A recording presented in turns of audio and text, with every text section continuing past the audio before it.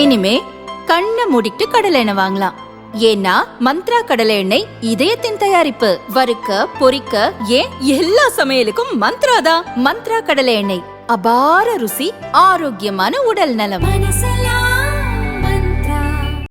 தமிழக உயர்கல்வி அமைச்சராக இருந்தவர் பொன்முடி. சொத்து குவிப்பு வழக்கில் 3 ஆண்டு சிறை தண்டனை விதிக்கப்பட்டதால் 2023 அவரது அமைச்சர் பதவி பறிபோனது. அதன் பிறகு சில மாதங்கள் கழித்து மீண்டும் அமைச்சரானார். வனத்துறை பொறுப்பு வழங்கப்பட்டது. சென்னையில் கடந்த ஆண்டு ஏப்ரல் மாதம் நடந்த நிகழ்ச்சி ஒன்றில் பேசிய பொன்முடி, சைவ வைணவ சமயங்கள் குறித்தும் பெண்கள் குறித்தும் மிகவும் இழிவான வகையில் பேசியிருந்தார். அவரது பேச்சு இந்துக்களையும் பெண்களையும் கொந்தளிக்க வைத்தது. இதனால் பொன்முடியின் கட்சி பதவியும் பிறகு அமைச்சர் பதவியும் பறிபோனது. இது சம்பந்தமாக சென்னை மாநகராட்சி பாரதிய ஜனதா கவுன்சிலர் உமா ஆனந்தன் சைதாப்பேட்டை மாஜிஸ்ட்ரேட் கோர்ட்டில் தனிநபர் புகார் மனுவை தாக்கல் செய்தார். முன்னாள் அமைச்சர் பொன்முடி இந்து மதத்துக்கு எதிராகவும் இந்து மத பழக்க வழக்கங்களை கொச்சைப்படுத்தியும் பேசியுள்ளார்.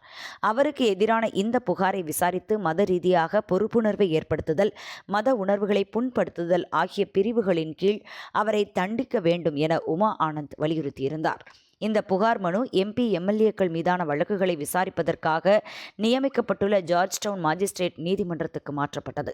மனுவை விசாரித்த நீதிபதி சவுந்தர பாண்டியன் புகாரை விசாரணைக்கு எடுத்துக் கொள்வதற்கு முகாந்திரம் உள்ளது என கூறினார்.